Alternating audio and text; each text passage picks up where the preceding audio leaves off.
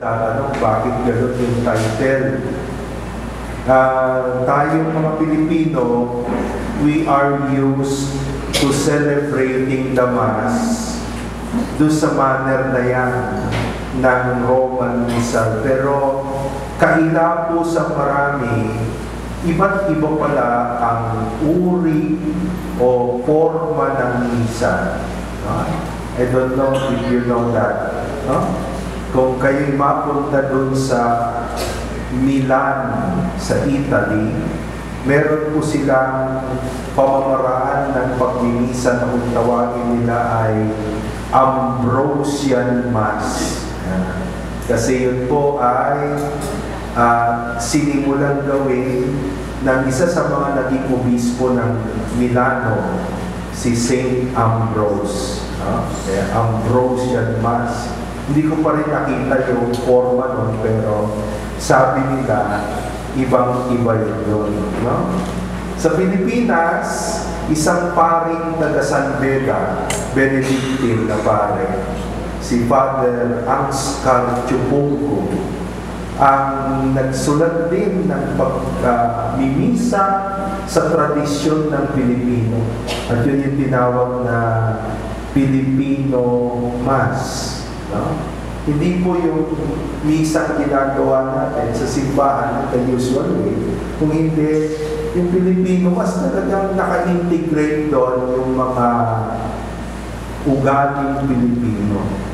For instance, sa Pilipino, kung ikaw maghahanda, sino huling kumakain? Ha? Yung naghahanda, yung host.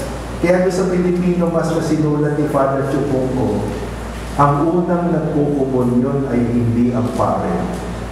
Ang pari ay magkukumunyon pagkatapos ng lahat. So, yun po isa sa mga revisions na ginawa niya. At saka,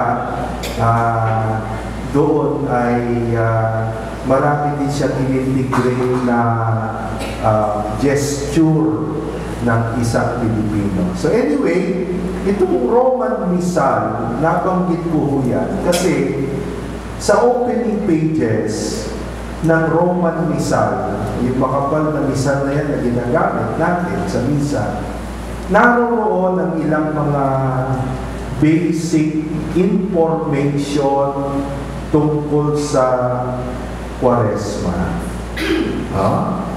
At dalawang paragraph ang nakalagay dyan. Unang-una, sabi doon, Lent is a 40-day season. Kaya nga sa wikang Pilipino, ang gamit nating salita ay Kwaresma, 40, 40-day season. Starting from Ash Wednesday, kung yung Ash Wednesday ang first day, kailan ang last day?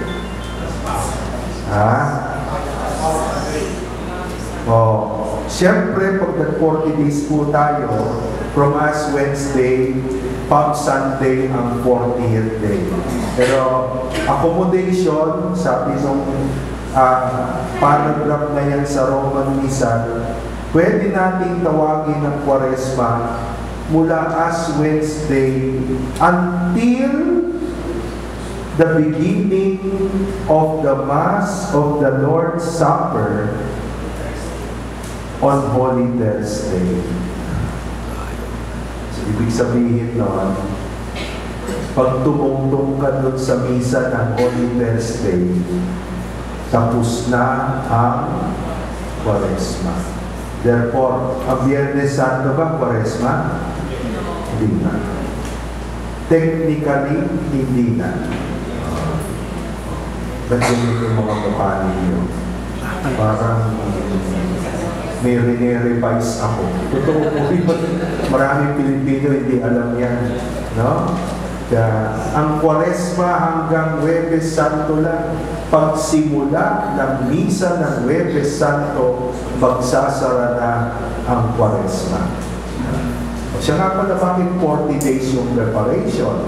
Kasi sa Bible, alam niyo po, kapag may inihahanda ang Diyos, palaging 40 days yan. 40 days, 40 nights, ng ginawang paulan ng Diyos para palitan niya ang mundo ng panahon ni Noah. Diba? Tapos siyempre, alam natin na sa matapos ang 420 years ng slavery sa Egypt, 40 years ang ginawa ng Diyos na paghahanda patungo po sa tinatawag natin na pagbabalik sa lupang pangako. 40. Now, sabi doon sa general instruction ng Roman Missal, itong 40 days of Lent is a preparation time. Okay? Preparation time. That explains kung bakit hanggang Huwebes Santo na. Kasi ang preparasyon hanggang Huwebes Santo. Pagdating ng Huwebes Santo, Biyernes Santo, at Easter, hindi na tayo nagpre-preparation.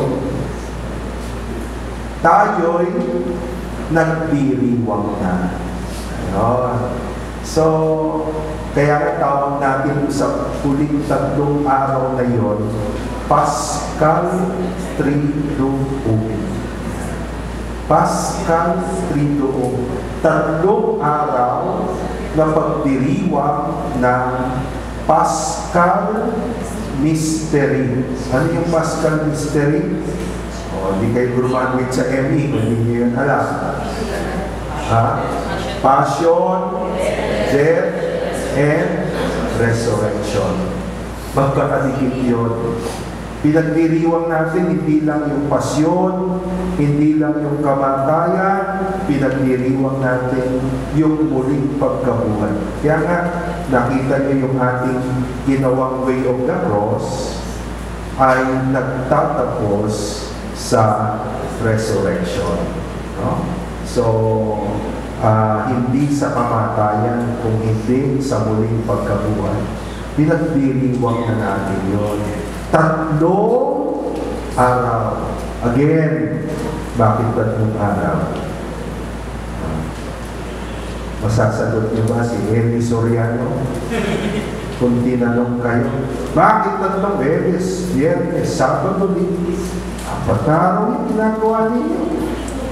Bakit sinasabi ninyong 3 araw?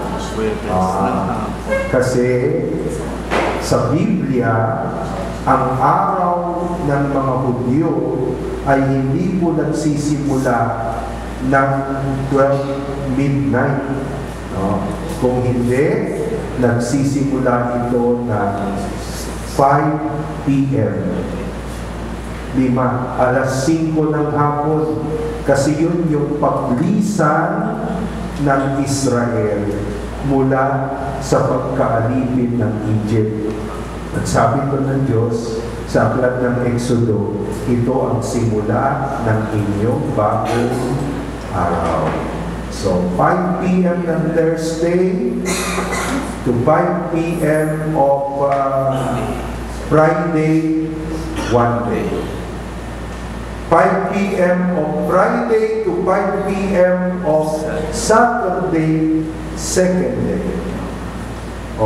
Kaya pagtungtong naman ng 5 p.m. ng Sabado, yun na ang 3 araw. Kaya nga pala, 10:00 ng gabi ng Sabado, tayo'y ipinagmimisa na natin yung Easter Vigil. Yun po ang pinakamahalagang vigil sa simbahan. Mas mataas pa yun kaysa sa midnight mass ng Pasko. Kung ilalagay natin sa ranking ng importance, yun ang pinakamahalagang vigil mass. Yung vigil mass sa gabi ng Sabado, which is already the celebration of Easter. So, Lent, 40 days, preparation for the Paschal Mystery. Kaya nga tayo po ay nag-way of the cross. Pero hindi lang preparation yan ng Paschal Mystery. There is another thing that we prepare for in the season of Lent. Would you know? Ano ang pinakamahalaga na ginagawa po natin kapag Easter Sunday?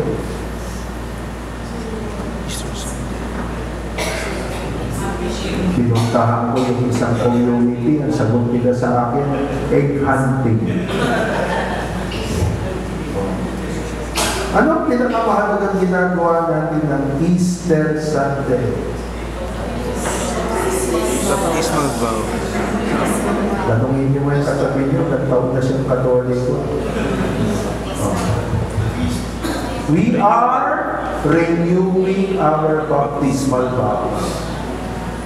Kung kayo, nagre-renew kayo ng marriage vows, tayong lahat nagre-renew din ng ating baptismal vows every Easter Sunday. Why Easter Sunday? Kasi po, noong araw, yun lang ang natatanging araw sa loob ng 365 days na ang simbahan nagbibinyag ng mga bagong members. Easter Sunday na. Kasi nga, yung Easter Sunday, di ba yun yung victory ni Jesus over sin? And that is what baptism is. We die to sin and we rise to a new life. Kaya na siyempre ngayon, hindi na kung pwedeng gawin yun. Isipin nyo, kapag yung apo ni Tita Fe at ni Tito Adonis, hihintayin pa yung susunod na Easter Sunday para magbinyagan. Malaki na yun. Malaki na yung bata. Isa lang yun. Ilan ang isinilang sa isang buong taon. Magdamagan ng binyagan niya. Hanggang tanghali siguro, lawit na yung tila ng pari. Diba?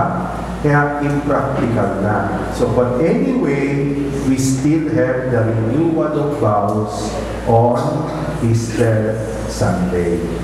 So, dahil po dito, matapos yung way of the cross, tonight, I will not talk about the passion of Jesus. But I will talk about a very important part of our baptismal renewal. At ano yun?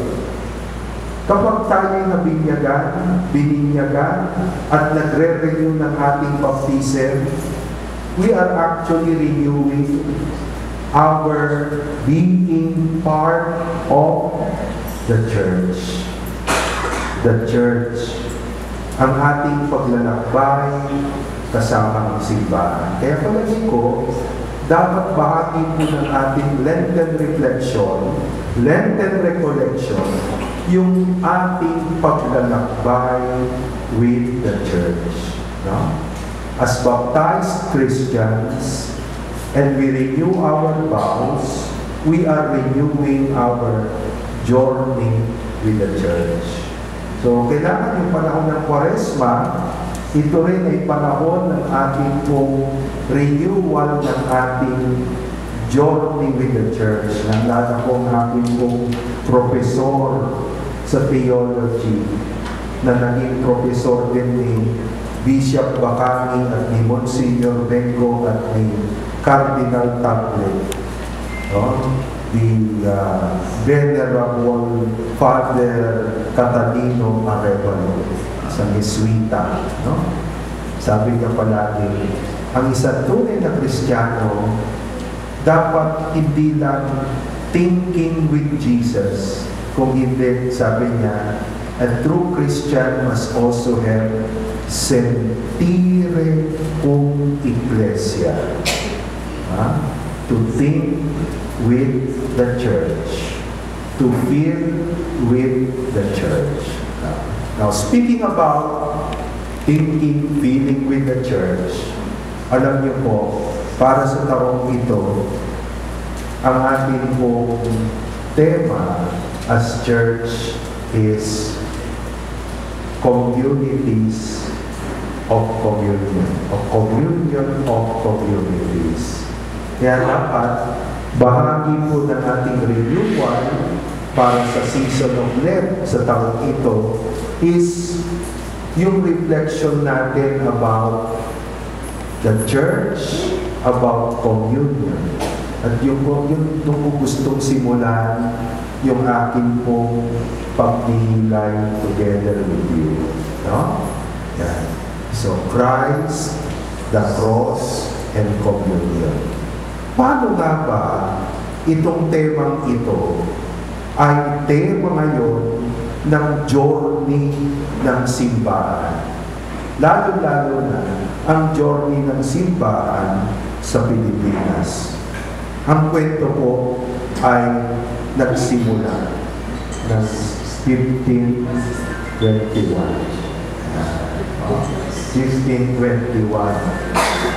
Ano ba yung meron sa 1521? According to the news, according to Yoyoy Bidyamit, 1521, March 16, 1521 is the beginning of the Christian faith in the Philippines. Ang pagtatanim ng unang krus sa Pilipinas, no? Na siyempre ngayon ay pinapasyalan ng marami sa Cebu. Alam niyo, the cross, the planting of the cross has always been seen as the sign of the beginnings of Christianity. Kung mapunta kayo doon sa area ng port area, isa sa mga monumento roon ay yung monumento ng isang pari at isang Spanish soldier. Hindi ko lang kung napapansin nyo yun. Pagpasok nyo ng port area mula sa area ng Luneta. Dalawa, magkadikit, isang pari na may hawak ng krus na ganon at isang Spanish soldier. No? Yun ang monumento na monumento po yun ni Miguel Lopez de Legazpi. At ang pari ay si Urdaneta.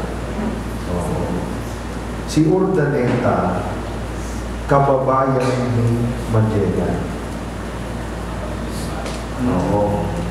At kababata ni Magellan.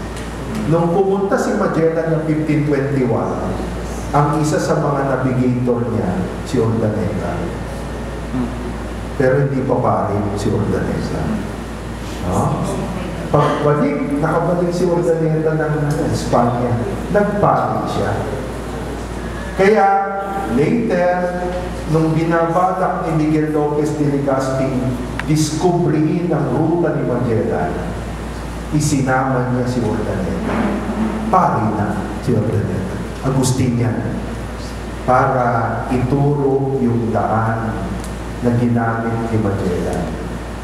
Pero of course, Urdaneta, being a priest, will continue now to evangelize. Kaya, awak niya ang cross.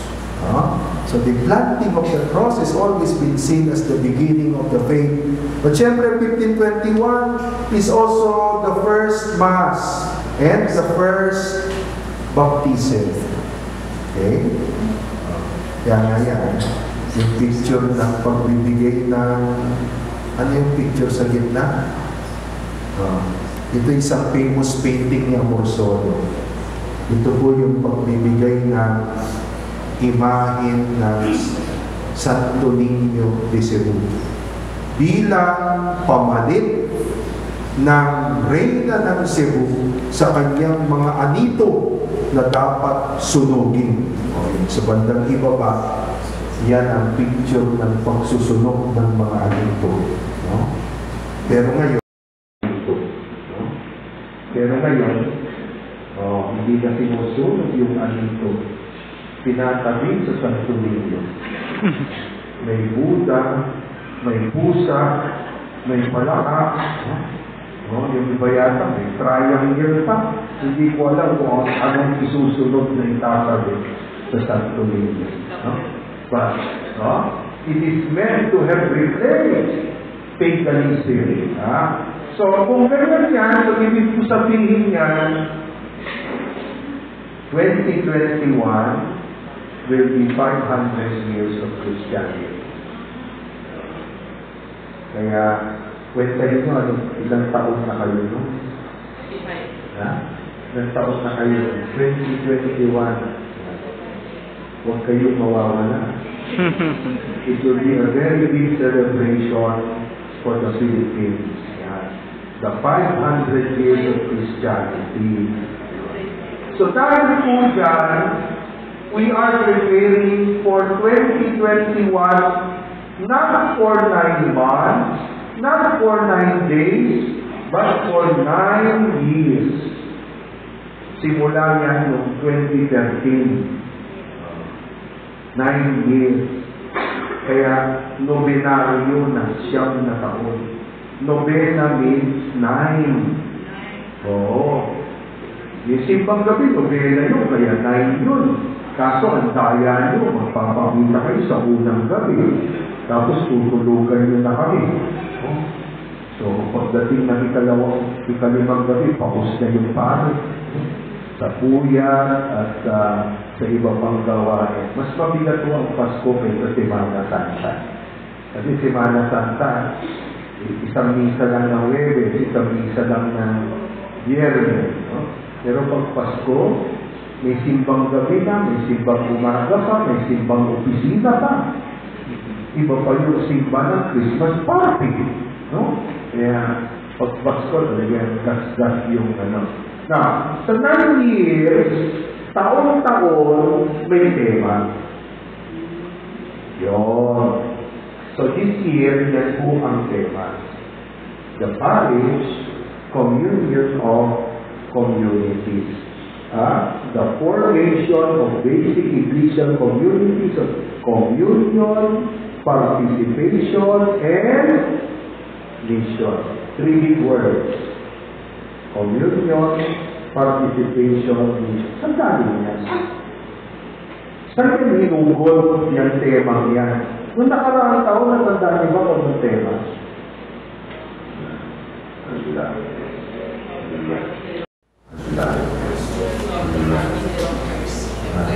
Year of Mercy sa Universal Church. Pero sa Pilipinas, it was the year of the family and the Eucharist. Kaya we were hosting the Eucharistic year last year. Di ba? The other year. So, sa Cebu. Okay. Now, ito pong temang ito, para sa taong ito, dito galing. Nababasa niyo ba? Acts and Decrees of the Second Plenary Council of the Philippines. Anong taon? 1991. Binabalikan natin ang tema na yan ng 1991. Bakit? Ang feeling po natin, back subject natin ito. Kasi itong PCP2 na 1991, mahalaga po ito. Gaano kahalaga? Ganito po yan.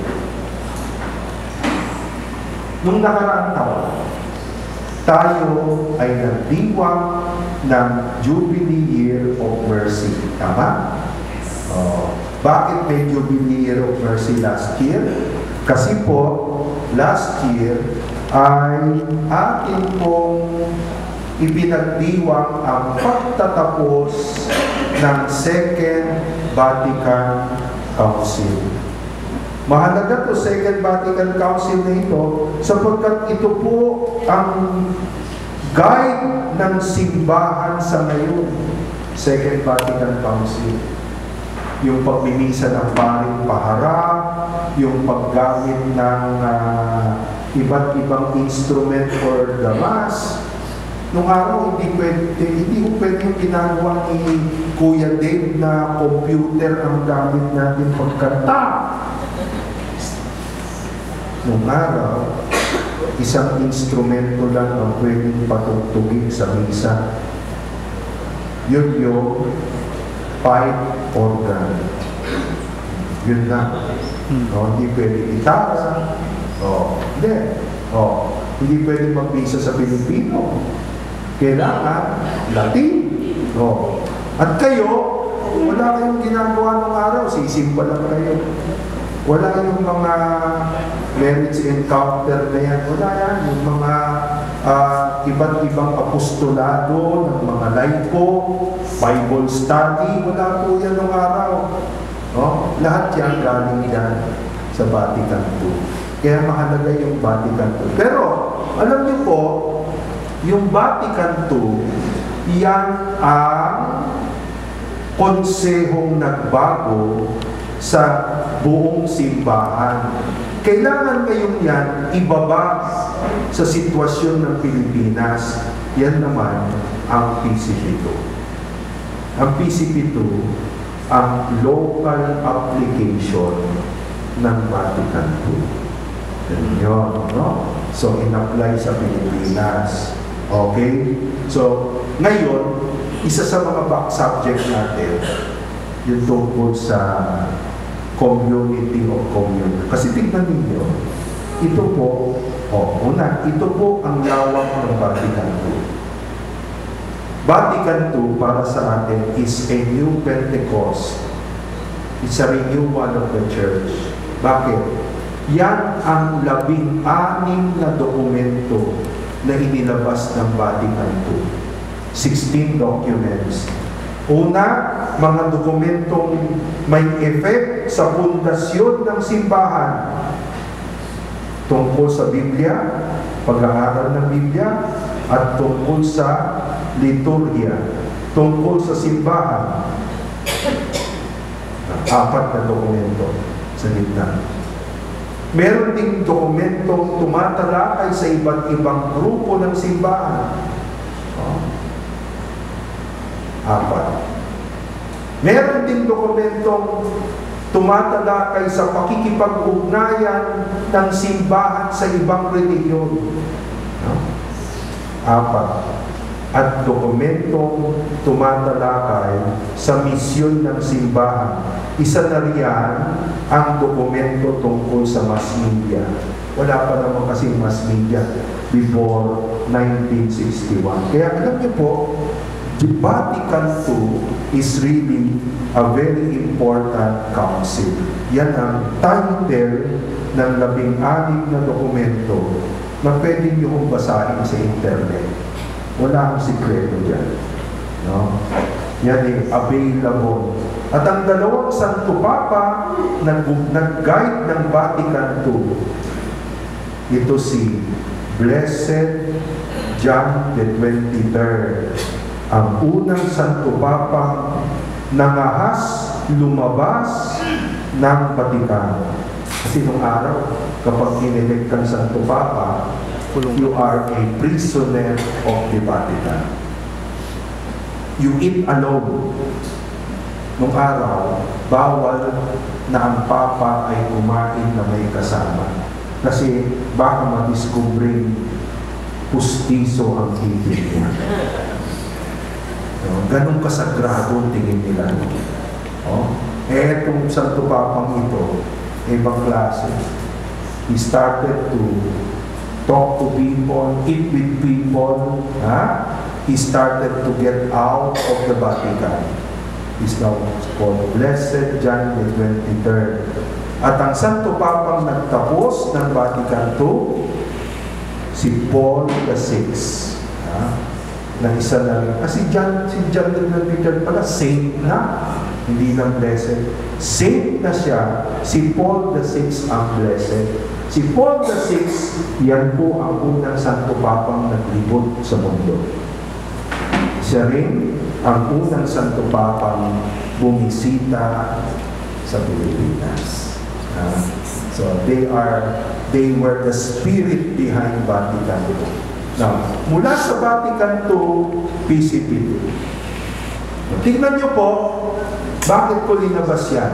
Ang words ng ating pong tema para sa taong ito, the Paris Communion of Communities, belongingness, participation, and mission. Kung titignan niyo po, ang mga vocabularyong yan ay galing dito sa vision ng PCP2. Community of disciples participating in the mission of Christ. So yung vocabulary galing yan. Kasi po feeling natin, bago tayo tumungtong ng 2021, dapat itong vision na ito ng 1991, in a way, na work out na natin. Diba? Dapat ganun din ginagawa natin sa mission ng Holy Family. Titignan natin. Gagawa pa natin yung vision na yan. Galing yan. Okay. Now, pero, yung communion, hindi lang po yan question at tema ng simbahan. It is actually the story of the life of God. God is a communion. Ano yung picture na yan? Would you know?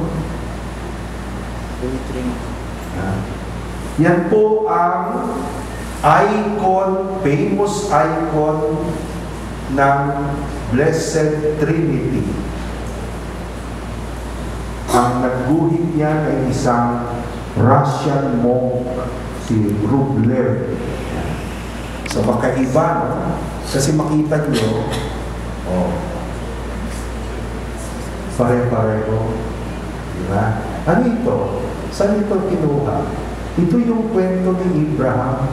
Would you remember? Sa Bible study? Yung binisita. Si Abraham. Yung binisita siya. Dinalaw ng tatlong anghel. Diba? Sabi ng tatlong anghel, hindi naman kilala ni Abraham. Nung sila ay pinapakain ni Abraham, sabi nila, ganitong araw sa susunod na taon, ang iyong asawang si Sarah ay magkakaanak. Yan po ang basis nito. So, sabi nila, ang tatlong anghel na dumalaw kay Abraham at nagsago sa tolda ni Abraham ay ang first story na Trinity sa Bible. And okay, trivia. Nasaan dyan si Jesus?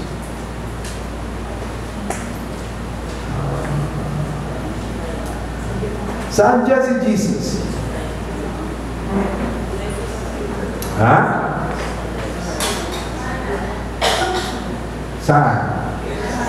Saan? Red. Sa? Alin? Red. Kanan nyo, kanan ko. Ito. Yan. Bakit yan si Jesus?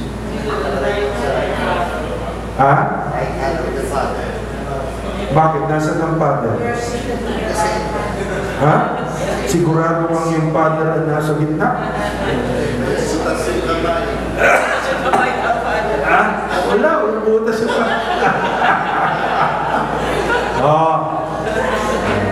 Ang explanation nila dyan, sabi nila, tignan nyo, ang atensyon ng dalawa ay nandito.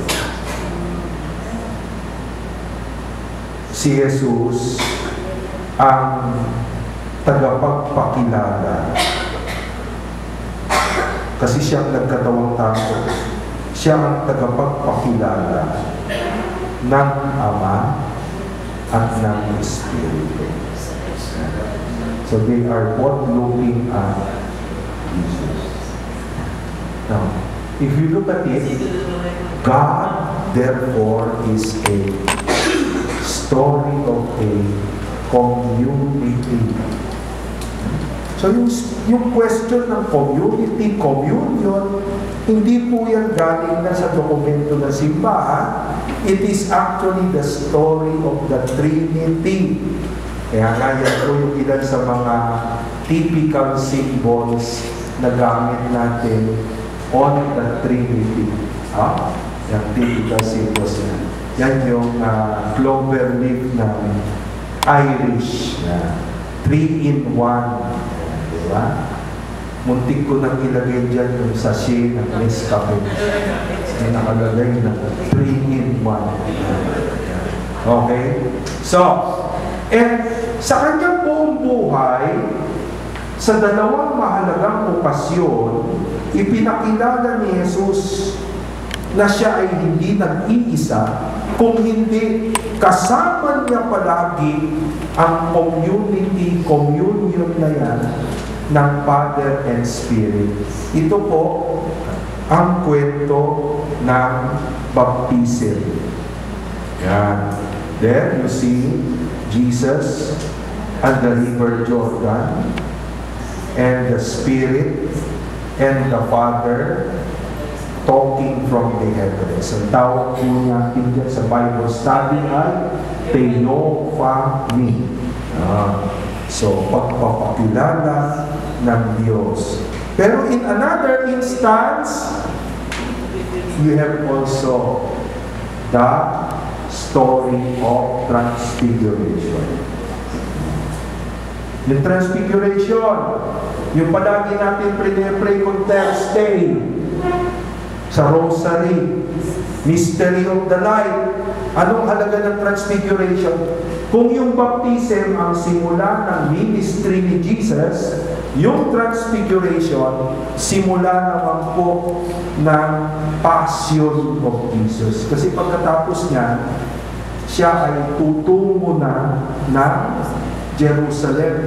Kaya nga, second Sunday of Lent, the gospel is always transfiguration. O ano nangyari sa transfiguration? Sa ibaba, nandoon ang tatlong diabetic. Diba? Sino mo yung point? Yan. Si Peter, puting buhok, si James at si John. Nabigla kasi palaging natutulog. Kaya nangyayari kung tulog kayo. Nabibigla. Hindi alam kung saan pupunta. Nandun na si John. Kasi nakita nila, nung nahimasmasan sila,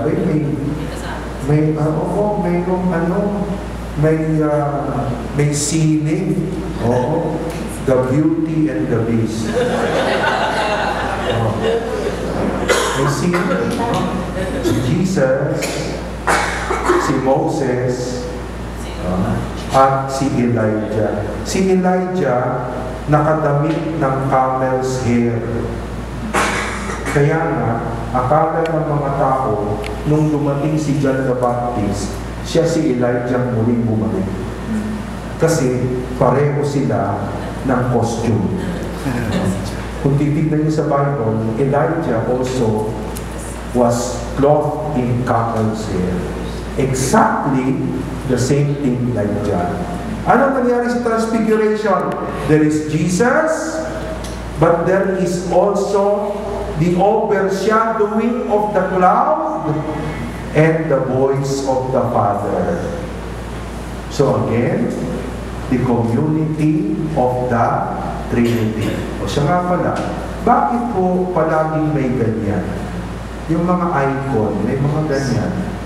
Ang tawag po dyan ay iglog.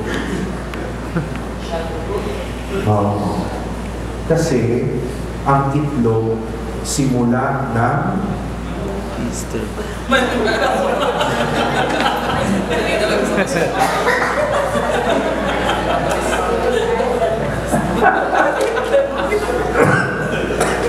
Simula ng buhay. Oh. Egg is the beginning of life.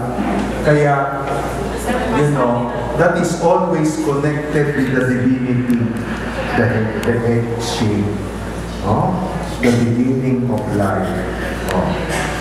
Pero alam niyo po, kung ang Trinity, community,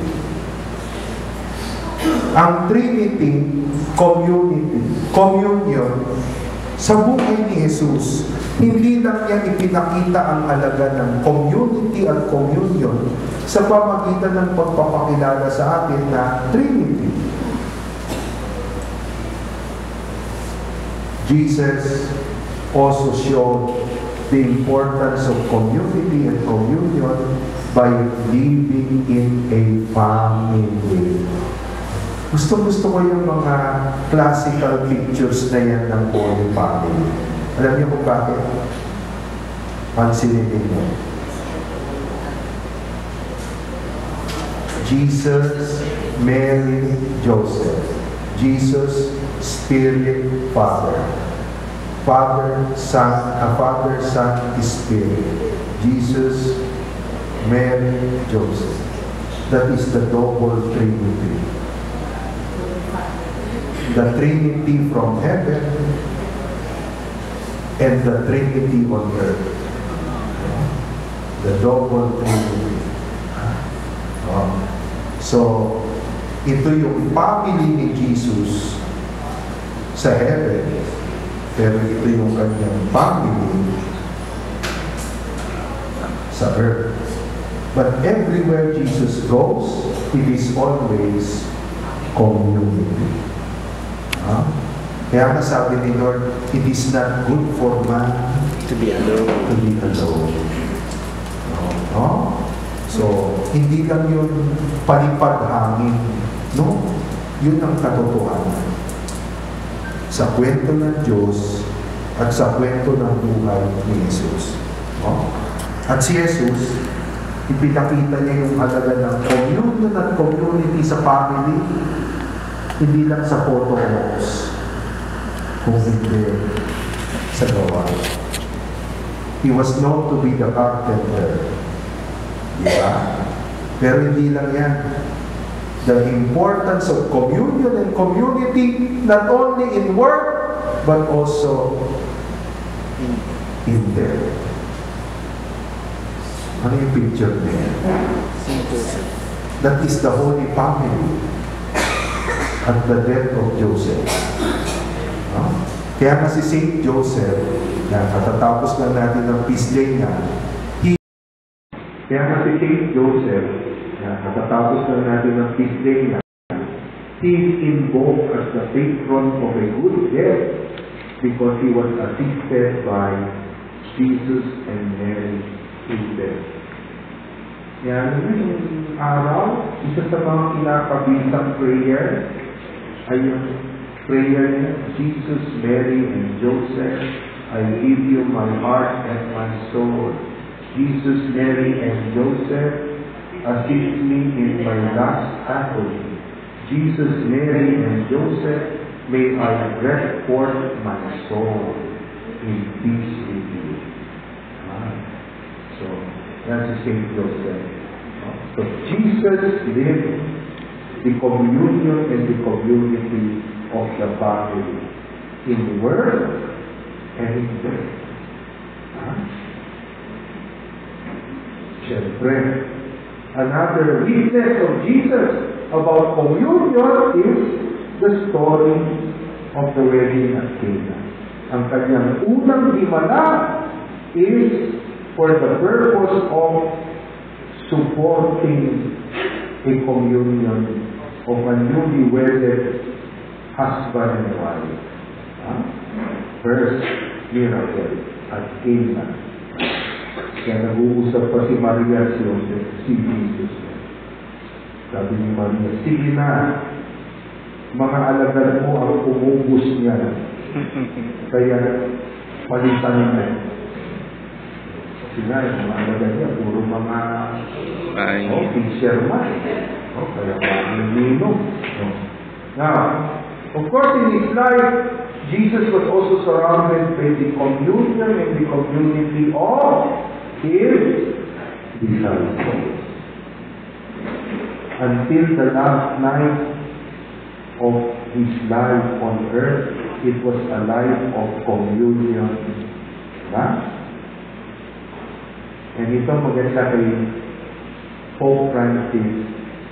Sabi ni Pope Francis, kung titignan daw po natin ang storya ng ministry ni Jesus, Jesus always made it a point to be based in the communion of a family. Hindi gumamit ng hotel si Jesus. May hotel naman naman. Ha? Yin. Sino ang nagsasabing wala pang hotel noong araw? Meron na. Oo. Kasi doon nga gusto ni Jose manganak si Maria. Doon nga gusto ni Jose manganak si Maria. In an inn. Oo. E puno lahat. No vacancy. Oo. Oh, no vacancy. So, yung story ng Good Samaritan, di ba? Saan dinala ng Good Samaritan yung napulot niya ng naghihingalo? Oh, sa inn. Sa kanyang inn kung saan siya may open account. Kasi alam nyo, palagay ko yung Good Samaritan na yun, medre. Yun yung rutan niya. Kaya pagdala niya doon sa inn, sabi niya doon sa may-ari ng inn, sige lang, ha? Yan ayusin ninyo, alagaan ninyo kung anong balanse, ibigay niyo yung statement of account pagdaang buwan. Kita niyo, may open account siya doon. May inn, may hotel. Kaya lang sabi ni Pope Francis, if you take notice of the life of Jesus, Jesus did not use the inn. Saan siya nanunuluyan? Family. Pag nasa Galilee siya, sa norte, ang kanyang tuloy sa bahay ni Peter. Ayan po si Jesus, pinapagaling yung mother-in-law ni Peter. Sabi ni Peter, huwag sanang tablan. Wala.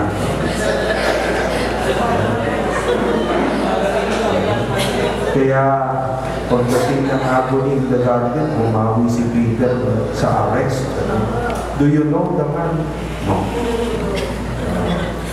Ano lang ba? Mamaya sabihin nyo, totoo yun. Joke. So, yan. Yan, tuloy yung iba. Ito pong sa baba, yan po yung labi ng bahay ni Pedro. Na makikita ngayon sa Capernaum. Pero yan ay tinayuan na ng simbahan sa ibabaw. Pero yan ang makikita mo sa ilalim. Kung gusto niyo makita, sumama kayo. Di ba? Ngayon, pag si Jesus naman bumaba from north to south, dito naman ang tuloy niya. Communion pa rin. Community pa rin ng pamilya. Ang pamilya ni Martha, ni Lazarus, at ni Mary. Sa area ng Bethany, 20 minutes away from Jerusalem. Hindi siya tumatagal sa Jerusalem. Kasi po ang Jerusalem, parang Metro Manila. Puro bahay. Mainit. Ang garden na sa labas. Kaya isa nga sa tambayan ni Jesus, yung garden of Gethsemane. Sa labas lang ng syudad. May kuweba. Doon siya nakatira. Pero pag gabi na, diyan siya tumutuloy. sa bahay ni Martha at ni Mary. Kaya makikita natin the story of communion is actually the story of the life of Jesus. So yun po yung malalim na ugat ng tema ng taong ito. At alam nyo, on the cross is the story of communion. Siyempre, palagi nakikita natin sa cross si Jesus. Pero alam nyo, nasa ng Ama. The Father was there. Diba? Sabi na ni Jesus, Father, forgive them. Palagay ko naman, hindi sira ulo si Jesus nakausap ang Ama na wala doon. Nakakonect siya. Oo. Alam niyo, ang unang pong wireless communication, yung tatlong yan. Father, Son, and Spirit. Kasi sila may-ani na cyberspace. Sila gumawa ng cyberspace. Kaya, wireless. So the Father was there, and the Spirit was also there. Kaya nga, at the final moment, sabi ni Jesus, Father, into your hands, I give the Spirit. Kasi alam nyo, habang si Jesus nabubuhay sa mundo, ibinigay ng Ama ang Espiritu kay Jesus para pumalala. Kaya sabi niya, kaya sabi ni Jesus sa Last Supper, it is better for you that I go, because when I go, I will ask the Father to send the Spirit to you. So, the cross is the story of the Trinity. Father, Son, and Spirit. And on the cross, alam niyo yung mga lumang picture ng cross, si Kristo palaging ipinapakita bilang ang mata. Kasi the cross is seen as the vine and everything is a branch. But the cross is the vine. Everything is branch. The living tree. The living tree of the cross. And siyempre, the other communion on the cross is Mary and John. Mary and John. Woman, behold your son. Son, behold your mother. At yan ang simula ng simbahan. The church began with that. Mary and John under the cross. A new home for everyone who believes with Mary. So, yun yung lalim ng communion. Kaya siguro, itong Quaresma, that is one of the things we should ask ourselves. Ako ba'y tagapagtayo ng communion o tagawasak ng communion? Kung ikaw ay tagawasak ng communion, then there is something wrong with the way we live our faith. Kasi ang Christian faith is always a faith with community. Whether it's the community with God, communion with God, or communion with one another.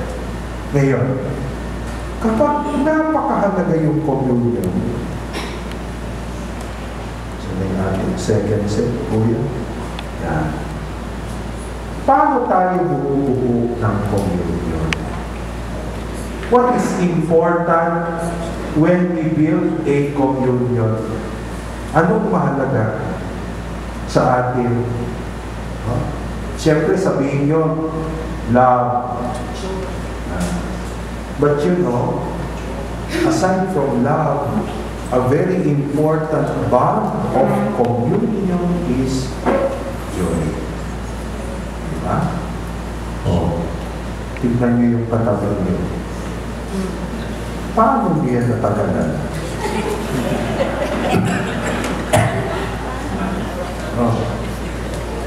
malay ko, Father, pero nasasayahan pa rin ako sa kanya. Diba?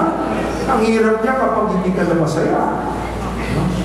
Kapag hindi ka na masaya sa trabaho, hindi ka na masaya sa kaibigan, hindi ka na masaya doon sa iyong kasal, ay yung isang pinakamahirap na problema. No? Communion is not only built on love, joy. When you look at the Last Supper, the Gospel of St. John, sa Last Supper, di ba sabi nila, I give you a new commandment, love one another. Pero sabi niya, I give you this commandment so that your joy may be complete. So, love and joy makes communion. Pero kung ikaw ay love lang, pero walang joy, ang meron ka ay suffering, hindi yan kasama. Martyrdom yan.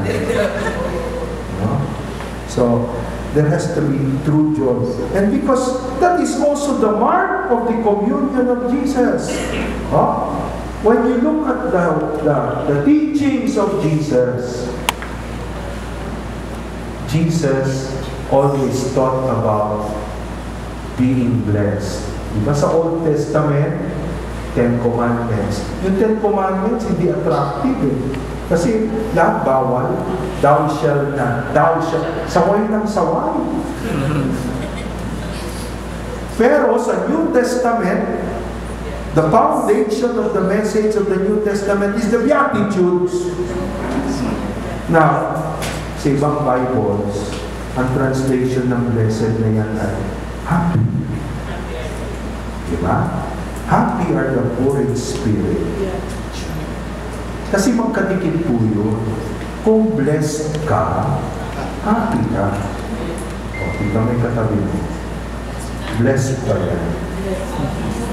Meron iba kasi ganyan, alam mo, blessed ako. Hindi na mo yung mukha. Yung klaseng blessing ito. Mukhang mahal na ako. If you're blessed, you're happy. Kaya nga, yung ibang Bibles, they translate the Beatitudes not with the word blessed, but happy. No? So, hindi po original yan kay Manong gusto ko happy ka. Kay Jesus yan. Kasi, no? Jesus wants us to be happy. Kaya nga, sabi nga sa isang bagga ng Bible, can the wedding guest fast when the groom is with them? O, kasi yun ang banat sa kanya. Sabi nga, bakit kayo kain ng kain, inom ng inom? O parang Holy Family and community. Well, that is part of the way Jesus lived His life. Alam nyo, yung mga Pharisees, tsaka mga Sadducees, they were holy people. They were holy. Lahat ng nasa batas, sinusundan nila. But there was something wrong with them. They were holy, but they were not happy. Oh. Diba? So dapat, joy must be part of the communion. How do you have joy? Let's talk about 6 things that can help us live a life of joyfulness. Una, brothers and sisters, joy comes with discovery. Discovery. Joy comes with discovering my essence, my talent, my potentials in life. Kayo ba masaya sa sarili niyo? Ha? Yes. Masaya kayo sa sarili niyo? Sigurado kayo, ba't ganyan mga mukha niyo? Masaya ba kayo sa buhay niyo? Alam niyo, kung hindi ka masaya sa sarili mo, you will never be joyful. Ha? You will never. At kung hindi ka masaya sa sarili mo, you will